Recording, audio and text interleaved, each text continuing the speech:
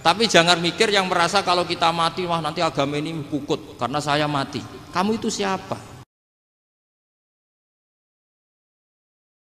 Assalamualaikum warahmatullahi wabarakatuh. Bismillahirrahmanirrahim. Tabarakalladzi nazzalal furqana ala 'abdihi liyakuna lil 'alamina nadhira. Allahumma shalli wa sallim ala sayyidina Maulana Muhammad wa ala alihi wa sahbihi asma'in. Nama ba'du. Semua pengurus PBNU yang saya hormati, semua habaib, semua ulama yang saya hormati, wabil khusus Kiai Haji Abdul Manan, Ketua Lembaga Dakwah PBNU, yang meskipun mondoknya hanya 3 bulan ini sebetulnya problem, sehingga saya kesini ini sebetulnya tidak pernah merasa ibadah. Ini bukan dakwah, ini show dakwah. Jadi yang namanya dakwah itu ya orang-orang di kampung nggak bisa ngaji, diajarin ngaji. Seperti saya di Jogja, di Rembang. Kalau ini show dakwah. Dan ini ada agak kesalahan karena mondoknya hanya 3 bulan. Jadi tidak bisa bedakan mana dakwah, mana show dakwah. Ini jelas show itu. Mungkin yang benar-benar dakwah yang sekarang sedang bikin masjid di pedalaman Kalimantan, pedalaman Sulawesi, atau saudara-saudara kita yang di Korea. Saya kemarin di Korea itu dakwah betul. Kalau ini agak-agak tontonan. Ya tapi masih bagus lah melihat wajahnya habib ulama itu ibadah. Tapi begini ya, yang jelas saya berharap sekali, saya diundang sekali ini saja, jangan diulang. Karena mencintai ulama itu baik, tapi ngatur ulama itu dosa. Ini jadi ini harus dicatat. Jadi Imam Malik itu kalau diundang tuh marah, meskipun yang undang tuh seorang raja zaman itu, Harun ar-Rasyid. Beliau minta supaya Imam Malik baca Muwatta di istana untuk anak-anaknya, padahal seorang presiden mau ngajari anak-anaknya. Imam Malik marah, masyhur gitu. Al ilmu yu'ta la ya'ti. Ilmu disowani, ora kok ilmu yang sowan. Di mana-mana timba itu ke sumur apa sumur yang ketimba? Timba ke sumur. Ini agak kecelakaan. Pakai air pam. air pam katanya. Ini udah banyak air. Sehingga saya kata orang banyak itu di SK-kan PBNU, tapi itu tidak pernah saya pikir. Karena saya melakukan kebaikan itu sebelum dapat SK. Saya ngajar sebelum dapat SK, saya dakwah di mana-mana sebelum dapat apa? SK. SK saya langsung minallahi ta'ala, dari Allah Ta'ala. Jadi kalau PBNU niatnya ikrar bahwa orang yang sudah manfaat diangkat, itu saya terima.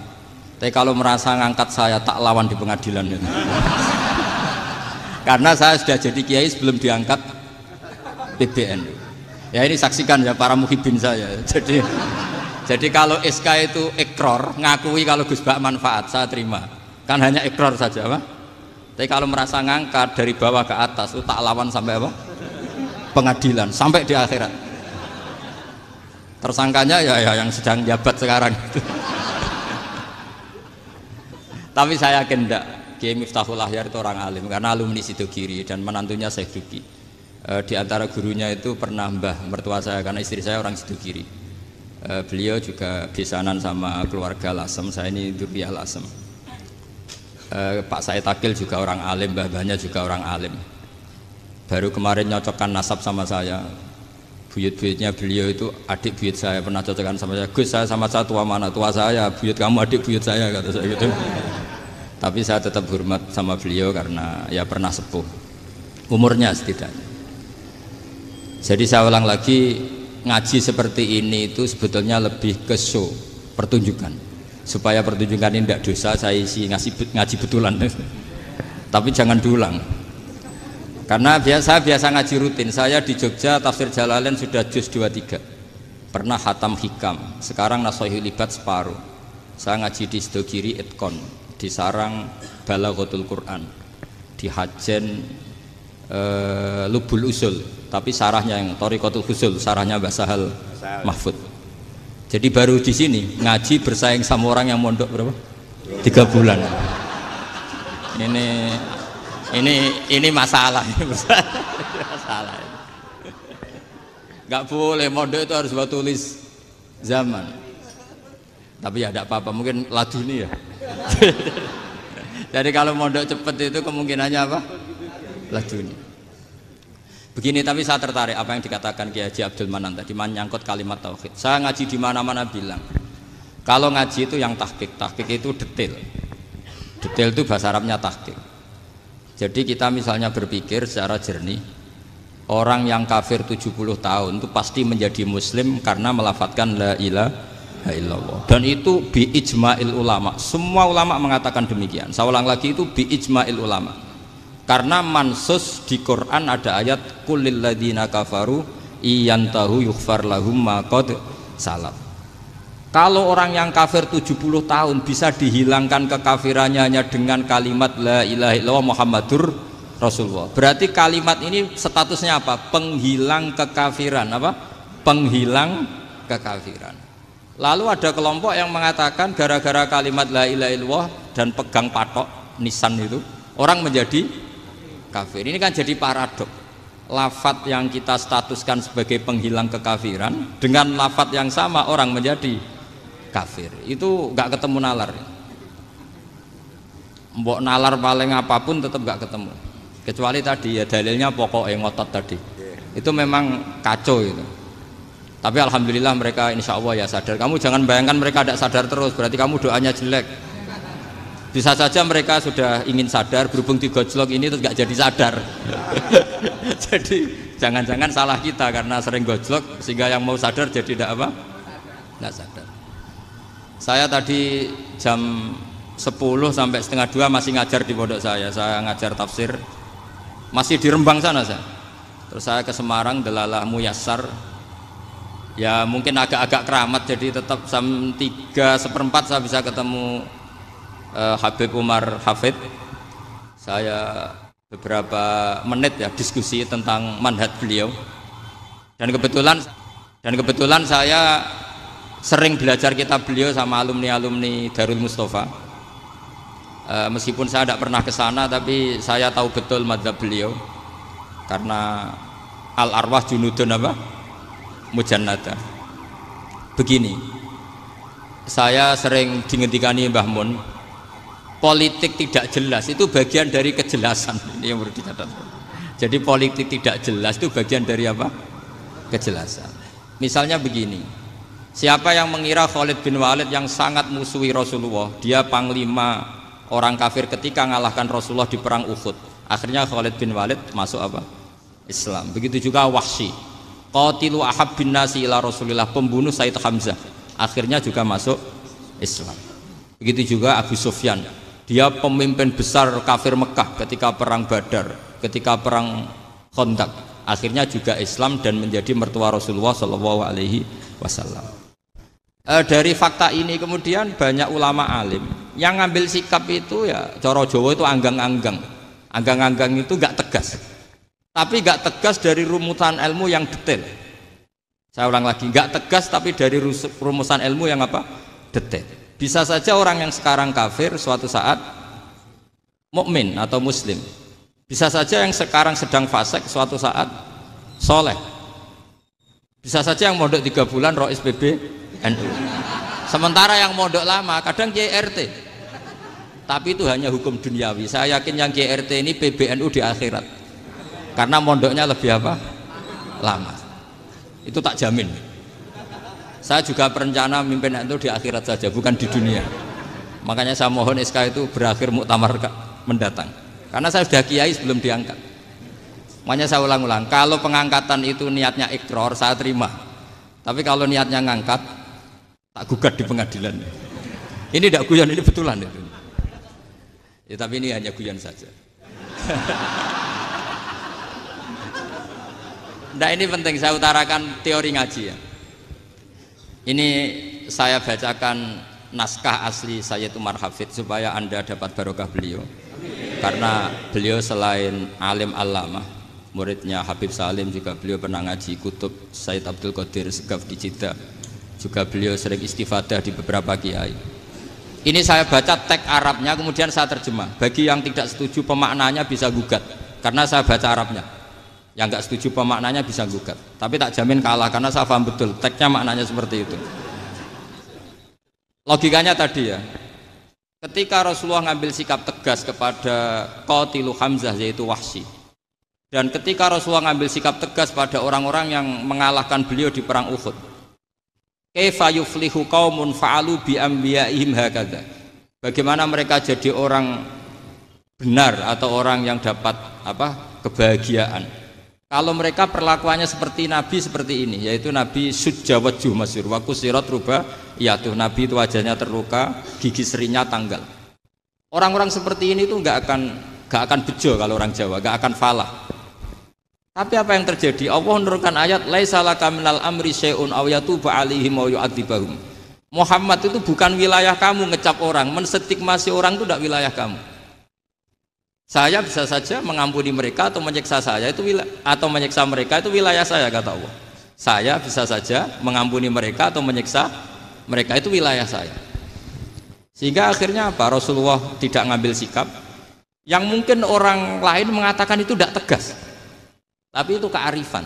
Betul, akhirnya Wahsy malah masuk Islam. Khalid bin Walid panglimanya juga masuk Islam. Dan beberapa orang kafir juga masuk Islam, termasuk mimbenihim, ketuanya yaitu Abu Sufyan. Ini penting saya utarakan. Makanya ini saya baca pembenaran dari konstruksi pikiran tadi. Nah ini supaya khas. Ini khasnya orang mondok 10 tahun nih. Jadi ini tak baca ini. Nah, biar jelas ini nanti teksnya persis ya, tidak saya rubah. Ini di kitabnya Habib Umar Hafid, namanya itu Taujihun Nabi Limardoti Bari. Kalau diterjemah ya mengarahkan orang yang sadar. Nabi itu orang yang sadar. Ya sampai ini termasuk orang yang sadar. Limardoti Robbi, menuju mendapat ridho Tuhan atau Allah Subhanahu wa taala. Saya baca teksnya ini di halaman 179. Ini tidak ada yang saya rubah, tidak saya kurangi. Bismillahirrahmanirrahim. Fala budda an nuwattina qulubana ala annana khadamatu ahli hadzal qaul. Wa yattali'u wa min qulubina annana na'taqidu imkaniyata ayyasfa fi ahadina yaumal qiyamati man huwal ana kafirun. Yuslimu faya'lu sya'nu indal haqqi fayakunu sababan li kholasika fil qiyamah yumkinu dzalik. Jadi kita-kita para dai, para kiai itu adalah khodamatu hadal kaun. Kita ini adalah pelayan alam raya ini yang selalu berharap alam ini akan lebih baik. Orang yang sekarang sedang kafir bisa saja nanti yang nyafaati kamu di akhirat, yaitu mereka masuk Islam lalu Islamnya lebih serius, akhirnya punya hak syafaat. Sementara kamu Islam mulai kecil tapi biasa-biasa saja seperti ini, mulai dulu ngaji terus sama Ki Abdul Manan, nggak pernah yang ngisi ngaji, itu artinya nggak ada perkembangan. Makanya saya nggak ingin ngaji lagi, karena saya ingin perkembangan Anda nanti tukang mengisi, bukan yang diisi. Kalau saya nanti ngaji lagi di sini, artinya Anda kalau tetap mendengarkan itu tidak ada perkembangan. Pantes saja saya mulang Gus Bahak sampean sing ngaji. Sekali-kali ada perkembangan, saya ngaji sampean yang mulang, itu bagus ya. Meskipun itu perkembangan yang menyesatkan.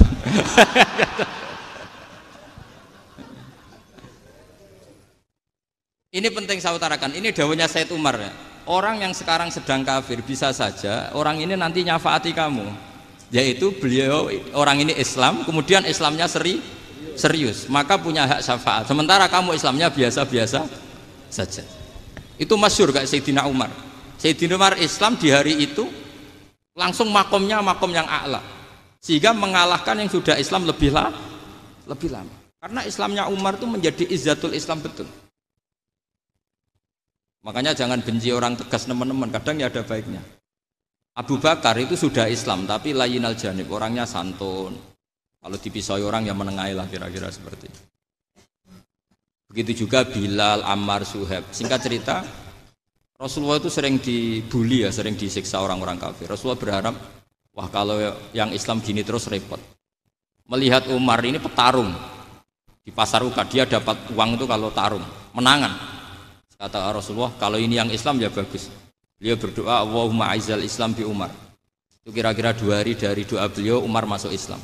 Itu pertama masuk Islam itu orang-orang kafir diparani. Kalau kamu ganggu Rasulullah Muhammad tak bunuh. Semenjak itu orang kafir yang gentenan sembunyi. Sehingga kata para mereka yang Islam, Islam selalu jaya mut aslama Umar, ketika Umar masuk apa? Islam. Itu dalam satu hari Islam, itu Rasulullah sudah ngendikan Umar yang Islam sehari ini imannya kalau ditimbang separuh ahli dunia masih unggul sama Islamnya Umar. Nah, bisa saja seperti itu. Jadi saya minta sama teman-teman yang mencintai ilmu, tidak tegas itu bagian dari ketegasan dalam ilmiah, karena kita ini tidak mengendalikan dunia, tidak mengendalikan hidayat, hanya Allah piyambak yang ngasih apa? Hidayat. Maka sikap kita laisalaka minal amri syai'un aw yatuba alaihim aw yu'adzibahum. Rasulullah yang ahabbul khalqi ilallah saja tidak boleh tegas karena semuanya potensi itu ada. Cuma kita tegas dalam kebenaran saja, tapi nggak perlu tegas dalam mengawal kebenaran. Kenapa demikian? Karena Islam ini agama yang akan dijaga Allah ila yaumil. Yang jaga Islam bukan PBNU, bukan PP Muhammadiyah, bukan kiai. Yang menjaga Islam namun Allah Subhanahu wa taala. Makanya Sayyidina Umar itu kalau disuruh mikir Islam itu nggak mau betul. Masyhur itu dalam tarikh-tarikh. Umar mimpin itu sukses, banyak futuhat. Singkat cerita akhirnya orang tuh kelangenan, wah kalau Umar meninggal kayak apa? Sehingga Abdullah bin Umar setiap jalan-jalan tuh dibully, kalau sekarang dibully. Ya Abdullah bin Umar, bapak kamu itu gimana? Sudah sepuh mau meninggal kok tidak suksesi. Kalau saja ada orang penggembala kemudian meninggalkan kambingnya di hutan, kamu anggap orang yang mudoyik enggak, menyia-nyiakan kambing itu enggak? Ya iya, kata Abdullah bin Umar. Apalagi amru hadil umat ini mau ditinggal gelanggang, nanti suatu saat Umar meninggal. Mbok ya suksesi supaya jelas. Logika itu diaturkan ke Umar radhiyallahu anhu, ke Sayyidina Umar. Pertama Umar agak tertarik dengan logika itu. Lama-lama beliau marah. Tidak jadi. Saya tetap tidak akan istikhlaf, tidak akan suksesi. Dan saya tidak akan mikir Islam, katanya. Islam akan diurus oleh Allah Subhanahu. Terus beliau ngendikan, Islam ini jalan ketika ditinggal Abu Bakar. Bahkan ketika ditinggal ahabbul khalqi ilallah, akramul khalqi indallah, yaitu Rasulullah Muhammad sallallahu alaihi wasallam. Coba Islam dulu dipimpin Abdul Qadir ketua wali, dipimpin Wali Songo, dipimpin orang top-top. Sekarang dipimpin mondok 3 bulan jalan. Karena Islam yang ngatur Allah Subhanahu wa taala. Jadi ini penting. Loh coba ustadz tuh banyak yang nggak bisa ngaji loh. Tapi ya laku ya nggak masalah. Loh saya kemarin di Korea seminggu. Itu TKI jadi khotib, ada yang jadi mufti, ada yang jadi suriah. Itu ada yang di sana jadi suriah, pulang ke kampung angon kambing lagi. Loh itu teman saya kenal. Iya suriah Korea tapi. Artinya gini, bahkan masjid semua yang di Korea itu didirikan oleh TKI dan TKW. Mereka digerakkan Allah untuk mikir agama, karena agama ini milik Allah. TKI saja mikir. Makanya ini penting, yo dakwah tapi tauhidnya sing kenceng, jangan dakwah kenceng tauhidnya kendor. Itu bahaya betul. Saya ulang lagi ya, ini dawuh Habib Umar. Jadi kata beliau, fala budda an wattina qulubana. Kita harus yakin seyakin-yakinnya bahwa semua kemungkinan itu mungkin. Makanya masyhur dalam tarikh ketika kafir Quraisy mau disiksa oleh para malaikat karena mereka sering menyakiti Nabi, kata Nabi gimana? Jangan. Saya berharap kalau bapaknya tidak mukmin, suatu saat anaknya mukmin. Masyhur dalam tarikh. Musuh Nabi besar siapa? Walid bin Mughirah. Punya anak Khalid bin Walid. Abu Lahab punya anak Darrah, itu mukminah yang baik. Abu Jahal punya anak Ikrimah, itu mukmin yang baik. Di Indonesia lebih hebat lagi. Bapaknya iso maca Quran, anaknya hafid. Bapaknya utun ratamat SD, anaknya jadi dekan. Di Indonesia banyak orang nggak siapa-siapa, anaknya jadi presiden, anaknya jadi menteri. Artinya jangan karena bapaknya kafir kamu nganggap anak turunnya pasti selalu kafir. Teori itu sudah salah zaman Rasulullah. Yaitu Walid akhirnya punya anak Khalid, Abu Lahab punya anak Darrah. Terus siapa? Abu Jahal punya anak siapa? Ini penting saya utarakan karena dakwah kalau terlalu semangat, nanti kalau menghilangkan tauhid bahaya. Tetap innal huda. Uni Soviet kayak apa? Mengkooptasi negara-negara sekelilingnya sampai jadi Zuni. Tapi apa yang terjadi? Uni Soviet yang runtuh, persemakmurannya semua rata-rata jadi negara apa? Islam, kayak Uzbek, kayak Ceknya, kayak apa-apa. Karena agama ini diurus Allah. Sehingga kalau tapi kamu ngitmai agama nggak apa-apa. Makanya istilahnya Habib Umar, khodamah itu pelayan, nggak apa-apa. Kita ngitmai agama itu nggak apa-apa. Dengan ngitmai terus mikir nggak apa-apa. Tapi jangan mikir yang merasa kalau kita mati, wah nanti agama ini kukut karena saya mati. Kamu itu siapa? Agama Islam ini tidak pernah dipasrahkan kamu. Diurus oleh Allah Subhanahu wa taala sendiri. Sehingga ketika Wali Songo meninggal, agama ini tambah kuat sampai sekarang. Kecil saya itu kalau pengajian susahnya bukan main, harus izin sana sini. Sekarang setiap pengajian polseknya datang, polresnya datang, nggak ada intel, nggak ada apa. Padahal kiai dulu sama kiai sekarang itu kira-kira alim mana? Alim kiai dulu. Mbah Hasyim Asy'ari itu ngarang kitab sampai dibaca di Yaman. Saya sering baca juga kitab beliau, Risalatu Ahli Sunnah wal Jamaah. Kiai sekarang mau terjemah aja kadang salah memahami. Tapi ya Islam tetap jalan karena Islam ini dikawal, dijaga oleh Allah Subhanahu wa taala. Maka kalau dalam cerita tarikh sirahnya Ibnu Ishaq itu, tauhid itu penting. Beliau cerita begini. Sayyid Abdullah itu namanya Abdullah bin Abdul Muthalib. Kita tahu kenangannya Rasulullah terbanyak itu bukan dengan Sayyid Abdullah tapi dengan Sayyid Abdul Muthalib, dengan mbahnya. Karena Nabi itu mulai kecil dirawat oleh siapa? Mbahnya. Yaitu yang disebut Nabi ketika 2 bulan kan abahnya sudah meninggal. Ya saya baca ya, pakai bahasa Arab biar jadi bid'ah. Nanti kalau bahasa Indonesia ada bid'ah. Tidak betul. Diba atau berjanji sebenarnya itu kitab sejarah, berhubung dibaca bahasa Arab terus kayak mantra. Terus yang belakang mau nyenggai soleh aleh, sehingga kubu sebelah bilang tuh khurafat dan bid'ah. Coba diterjemah ini, coba nanti saya baca bahasa Arab.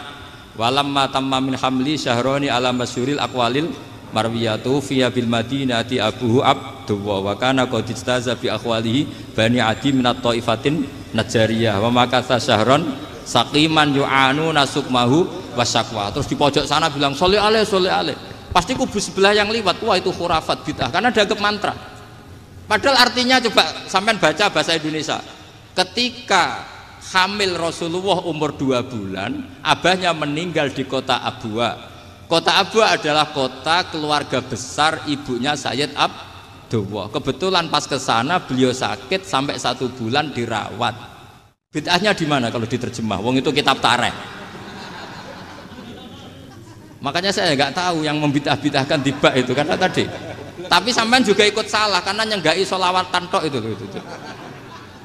Jadi makanya saya bilang tadi kalau bahasa Arab bid'ah, kalau sudah terjemah tidak bid'ah karena kelihatan kalau itu hanya kitab tarikh. Lo coba bid'ahnya di mana? Wa ba'du fa'aqulu wa Muhammad bin Abdullah bin Abdul Muthalib bin Hasyim. Itu kalau diterjemahkan, kamu harus tahu siapa nama Muhammad. Muhammad punya abah siapa? Rasulullah Muhammad Abdullah. Punya abah siapa? Abdul Mut. Punya abah siapa? Hasyim. Coba baca gitu di kubu sebelah. Oh iya gitu. Berhubung baca bahasa Arab. Wa ba'du fa'qulu wa Muhammad bin Abdullah bin Abdul Muthalib bin Jadi itu hanya salah baca saja. Maksudnya salah yang ngukumi, bukan salah yang baca, salah yang apa? Ngukumi. Sayyid Abdullah ini orang yang tauhidnya sangat kuat. Sayyid Abdul Muthalib lebih kuat lagi. Saya cerita sedikit betapa pentingnya tauhid. Ketika pasukan Abraha bawa pasukan gajah mau menyerang apa? Ka'bah. Itu sebelum menyerang itu semua aset-aset milik orang kafir Quraisy, milik orang Quraisy lah. Itu ditawan, diambil, termasuk milik Sayyid Abdul Muthalib, milik Abdul Muthalib. Terus ketika mau masuk Ka'bah, mau masuk Mekah, kata Abraha, man sayyidu hadal wadi, siapa yang kamu tuakan, yang kamu pertuan di sini? Oh, Abdul Muthalib. Abdul Muthalib itu dipanggil, itu auranya luar biasa. Abraha yang di tempat perkemahannya itu harus duduk di atas karena dia raja, itu duduk di atas gak berani. Saking wibawanya Abdul Muthalib, ini mbahnya Rasulullah. Akhirnya Abraha bilang gini, saya duduk di bawah tidak mungkin karena saya raja. Kamu duduk jejer saya tidak mungkin karena nanti umat saya kecewa karena raja kok disaingin gitu. Ya sudah, sambil berdiri-diri kita ngomong. Akhirnya Sayyid Abdul Muthalib tadi diomongin gini, saya itu tidak ingin merusak orang-orang Mekah, orang-orang Quraisy. Saya hanya kecewa punya tempat ibadah dikencingi, diberakin sehingga saya mau merubuhkan Ka'bah. Tapi dengan damai, nggak ada perang. Apa jawabnya Abdul Muthalib? Lucu. Nggak apa-apa, Ka'bah kamu robohkan silakan, nggak apa-apa. Yang penting unta saya yang kamu sita kembalikan. Harta saya yang 100 unta kamu sita kamu kembalikan. Itu Abraha kagetnya bukan main. Kaget karena kamu itu pemimpin apa? Tadi saya hormat kamu karena kamu tak anggap orang hebat. Hadhil Ka'bah dinu abaika. Ini Ka'bah itu agama kamu. Pas saya hancurkan kok kamu tenang-tenang saja. Padahal pas mau saya hancurkan kamu tenang-tenang saja, malah tanya unta kamu itu gimana? Apa jawabnya Abdul Muthalib? Inna lihadal baiti rabban hamahu. Sebab Ka'bah itu ada yang punya dan pasti akan melindungi Ka'bah. Tapi kalau unta itu milik saya, ini urusan saya, ini unta. Jadi inna lihadal baiti rabban hamahu itu tidak milik saya, itu ada yang punya. Ya sudah, biar yang punya aja yang jaga. Itu tidak urusan saya. Akhirnya unta dikembalikan, aman deh. Untung double. Terus akhirnya dia ke Ka'bah. Fa'akhudha bi halaqatil bab. Karena dulu apa itu? Halaqatil bab. Karena dulu itu yang dipakai apa itu? Pegangan itu bentuknya apa? Bulat. Makanya diistilahkan halaqah apa? Bulat. Kalau sekarang halaqah ilmiah itu seminar. Jadi benar. Halaqah itu buruhi lain lagi. Iya. Pegang terus bilang gini, kata Abdul Muthalib, ya Allah, Ka'bah ini mau dihancurkan oleh Abraha. Ka'bah ini milik kamu. Saya mau ke gunung, mau melihat apa yang kau lakukan terhadap orang yang mau merusak Ka'bah. Terus Abdul Muthalib bilang ke umatnya, wa ya qaumi, ayo kita ke gunung melihat ma fa'ala rabbuna, apa yang akan dilakukan Tuhan kita terhadap orang yang mau menghancurkan Ka'bah. Jadi santai saja, santai. Terus Abdul Muthalib naik gunung sama orang-orang Quraisy. Abraha datang mau merusak Ka'bah, terus terjadi alam taro kaifa fa'ala rabbuka bi ashabil fil. Itu melihat. Dan betul Ka'bah dijaga Allah. Islam juga gitu. Ketika Islam dikooptasi Uni Soviet, semua ulama, semua wali perasaannya hanya nunggu kehancuran Uni Soviet, karena pasti agama ini dijaga Allah. Saya setiap sholat, setiap munajat ketika baca Rabbana lakal hamdu bil samawati wa mil'ul ardi. Dulu saya iskal itu janggal. Ya Allah, engkau zat yang layak dipuji, yang pujian itu memenuhi langit dan bumi. Pikiran saya kalau bumi ateis itu mujinya kayak apa? Tapi Masya Allah, ketika saya datang di Korea, bumi ateis, ternyata di sana banyak masjid, banyak tasbih, bahkan ada sakduna di sana. Karena Allah sudah ngendikan lakal hamdu mil'us samawati wa mil'ul ardi. Dan sekarang nyata, semua bumi ateis, bumi apa saja, ada tasbihnya, ada tahmidnya. Makanya sadaqallahul adzim ketika ngendikan sanurihim ayatina fil afaq walladzi arsala rasulahu bil huda dinil haqqi liyuzhirahu 'alad dini kulli. Makanya saya mohon sekali bahwa agama ini harus kamu khidmah. Tapi enggak boleh kamu pikir. Atau dibaliklah, khidmah maka memikir. Tapi tidak usah GR bahwa agama ini diserahkan sampean. Saya juga agak ridho. Agama kok diurus orang-orang kayak gini, kayak apa nasibnya? Jadi ini penting, karena rata-rata kiai alim itu tidak jelas. Terus oleh orang-orang yang nggak pernah ngaji itu, wah ini nggak jelas, nggak tegas. Islam itu harus tegas. Maksudnya tegas itu kayak apa? Tegas itu di wilayah kita.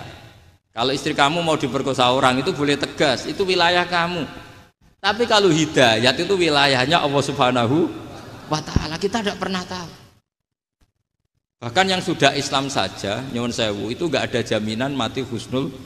Kita tahu dalam sejarah Sa'labah itu dapat gelar hamamatul masjid, merpatinya masjid. Tapi kita tahu akhirnya Sa'labah itu apa? Su'ul khotimah. Sampai dalam Islam selalu diajarkan ya muqallibal qulub tsabbit qalbi ala dini.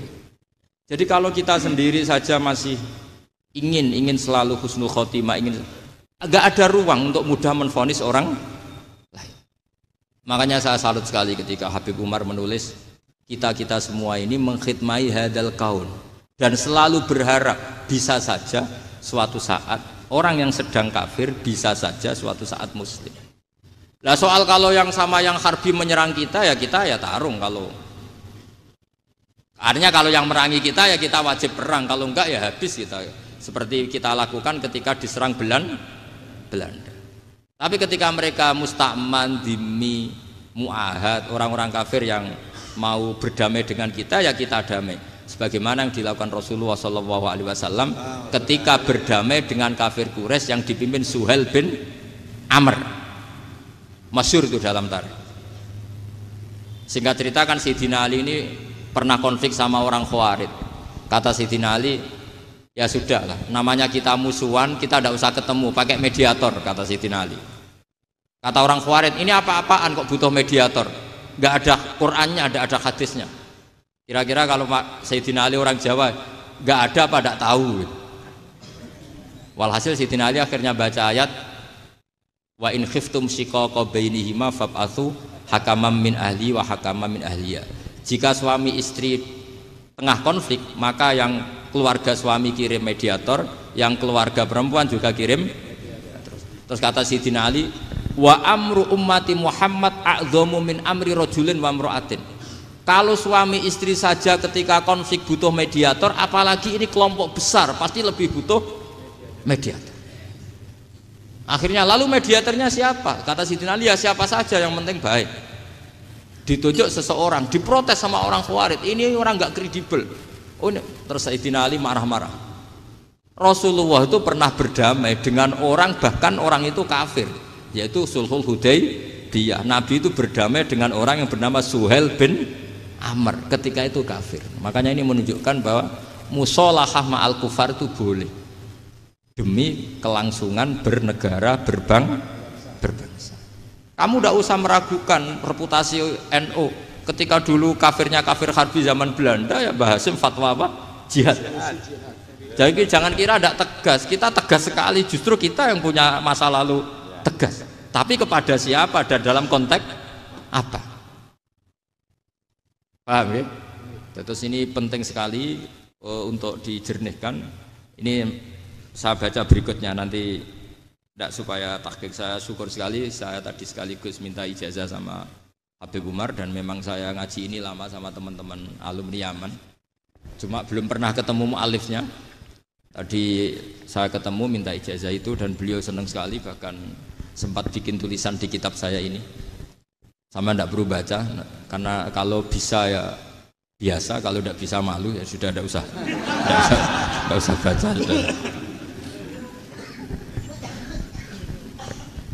Terus ini kata beliau, ini masih saya teruskan. Nahnu min hadhil intilaqah naktasibu thabatana wa quwwata yaqinina. Wa illa fa fil ardi mu'aridun wa muntaqidun wa mukhalifun min akhyarin wa asyrarin, sholihin wa fasikin, muslimin wa kuffar. Kalau kamu punya satu metode ilmiah, metode dakwah, kamu harus siap karena pasti ada yang menentang. Yang menentang itu ya mulai orang soleh, tidak soleh, orang macam-macam. Jadi kalau sudah punya manhaj, memang dari awal harus siap apa? Ditentang. Jadi misalnya PBNU punya kebijakan apa, ya sudah siap saja dibully. Itu pasti itu, karena nggak ada manusia semua suka, semua benci. Kata beliau, anta in kunta fi syakkin min hadzal maslak wal manhaj fattabi man syi'ta wasaha angka ghaniyah wa in kunta ala yaqinin annahu al huda wa mirasun nubuwah wa annahu haqiqatu tarjamatil ahdi ma'rab fala tata'atsar min kalami ahadin yakunu mangkana. Jadi intinya kita mengawal Islam secara rahmatanil alamin itu justru kita berharap menjadi simpatik dan menjadikan mereka menjadi Islam. Jangan ketika simpatik dianggap gak tegas. Saya masih ingat betul dawuh Mbah Mun, hak sekseni, kata beliau. Saya masih ingat kalimatnya, sekseni. Aku ra tegas itu berdasar ayat laisalaka minal amri syai'un aw yatuba alaihim aw yu'adzibahum, karena potensi sosial itu bisa rubah. Orang yang sekarang kawan kamu bisa saja suatu saat jadi musuh, yang sekarang musuh kamu bisa saja suatu saat jadi kawan. Terus kamu ngambil sikap tegas dalam sesuatu yang enggak stabil seperti ini, lalu tegas itu kan enggak pada tempatnya. Makanya yang seperti ini kata Allah pakai asa itu menawa-menawa. Asa wahu ayyaj'ala bainakum wa bainal ladzina adaitum minhum mawaddah. Bisa saja orang yang sekarang musuhan dengan kamu suatu saat dijadikan mawaddah, Kamu udah mawaddah itu saling mengasihi. Kamu udah usah tanya, wallahu qadir kata Allah, karena Allah mampu. Jadi dalam hukum-hukum sosial Allah seringnya bilang apa? Asa.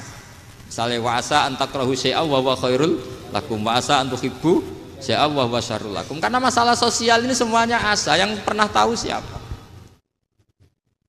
Bisa saja sekarang saya Rois Surya, nanti SK-nya nggak turun lagi, tapi saya tidak apa-apa.